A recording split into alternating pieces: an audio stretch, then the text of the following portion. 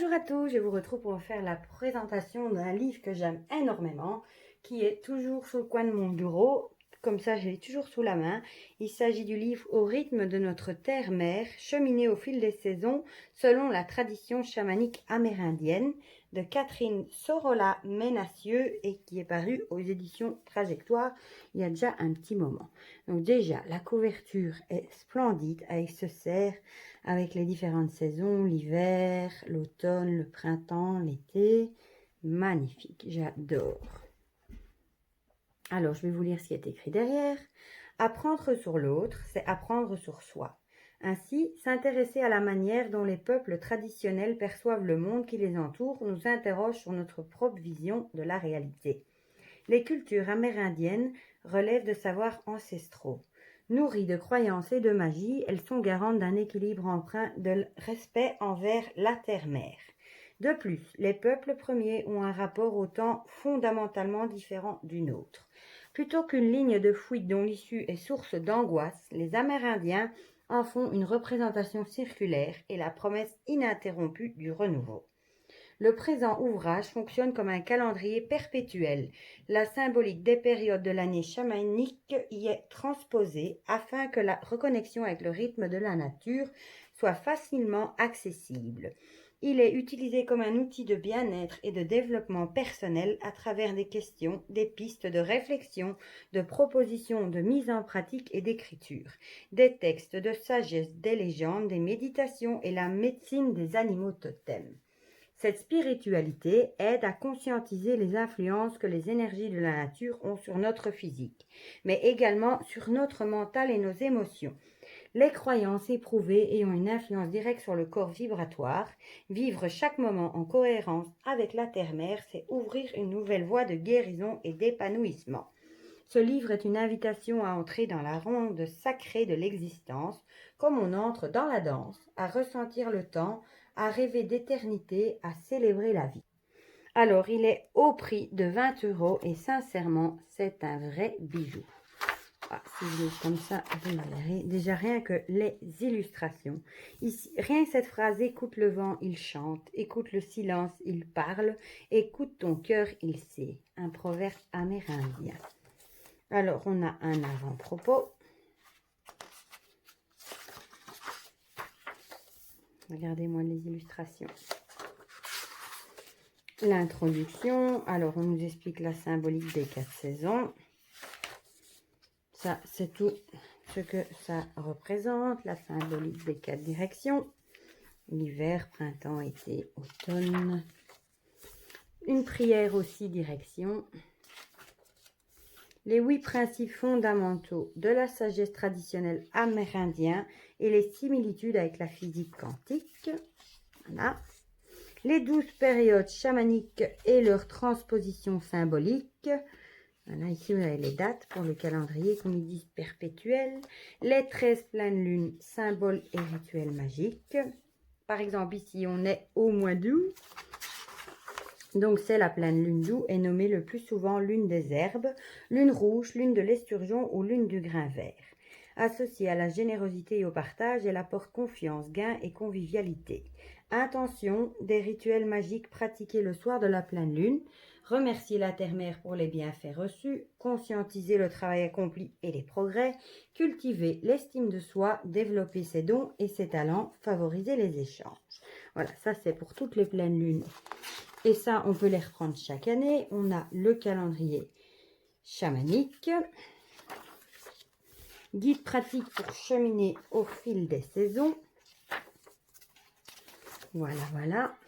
Comprendre et utiliser les médecines animales. Touc, touc, touc. Voilà. Alors, par exemple, ici, on commence avec l'hiver. Regardez-moi ces illustrations, comme elles sont belles. C'est pas magnifique?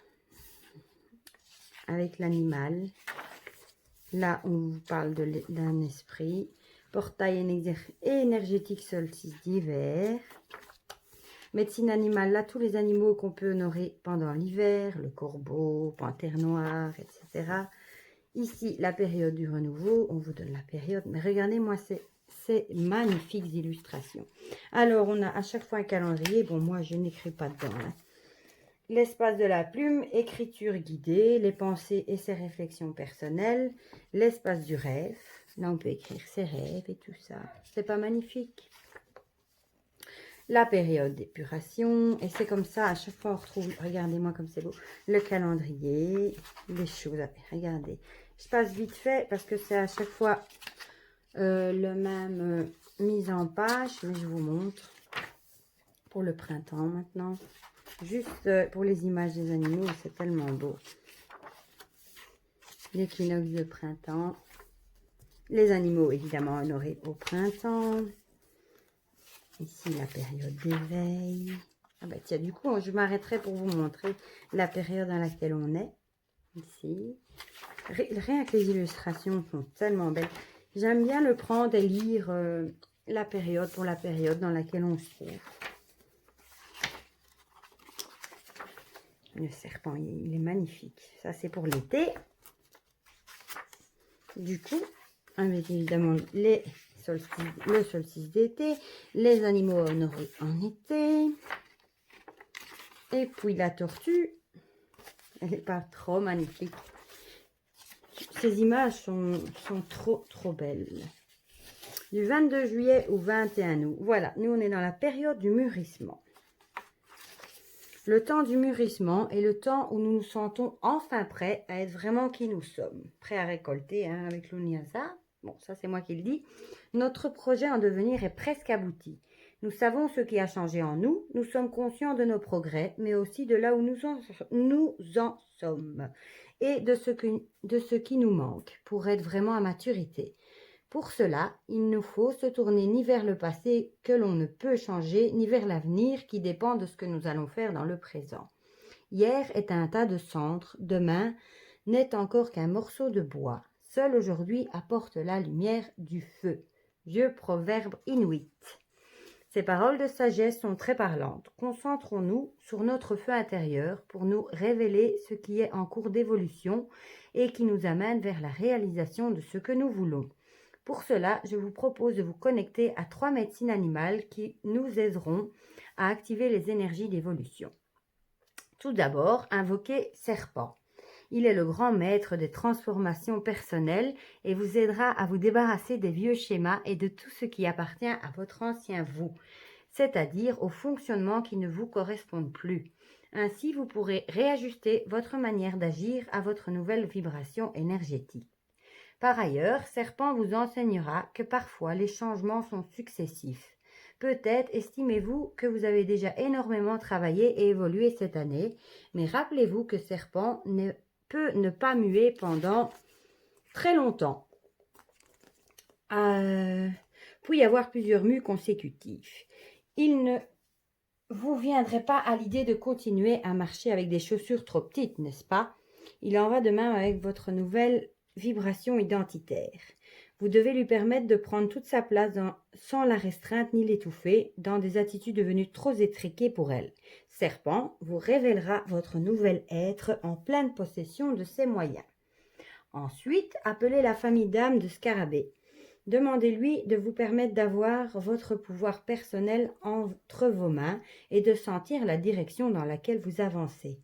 S'il y a besoin de rectifier le tir, Scarabée, qui maîtrise son monde et sait le faire prospérer, vous montrera de quelle manière vous devez réorienter vos actions pour que vos affaires soient florissantes. Il est un totem de résurrection et donc d'évolution.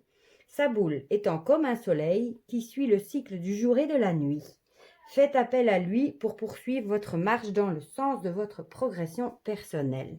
Enfin, invoquez Paon pour qu'il vous montre tout l'éventail des possibilités qui s'offrent à vous, afin que vous ne fassiez pas de choix restreints. Sa queue est porteuse de la médecine des 1000 yeux, un œil étant représenté au bout de chacune de ses plumes. Ainsi, grâce à lui, vous serez prêt à vous ancrer, à vous affirmer et à rayonner. Par exemple, les calendriers, et c'est pas chi. Si, comme moi, vous n'aimez pas écrire dans les livres, vous pouvez les imprimer et les mettre par exemple dans un classeur. Bon, je vous montre la suite des illustrations pour l'été. Ici, on arrive à l'automne avec le lâcher-prise. Il y a toujours du texte à lire avant. L'équinoxe d'automne avec ses trop beaux et petits écureuils.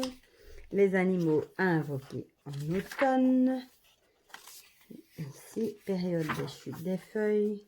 Et là, on se retrouve bien dans les couleurs orangées. Période des gelées. Tuc, tuc, tuc. Période des longues nuits.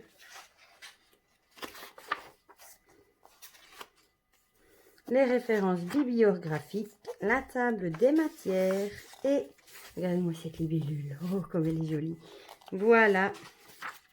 Et ici on a les bougies totem aussi, l'oracle des animaux guides, j'ai les deux aussi et c'est pas trop beau. Voilà, mais ça c'est un livre que j'aime d'amour.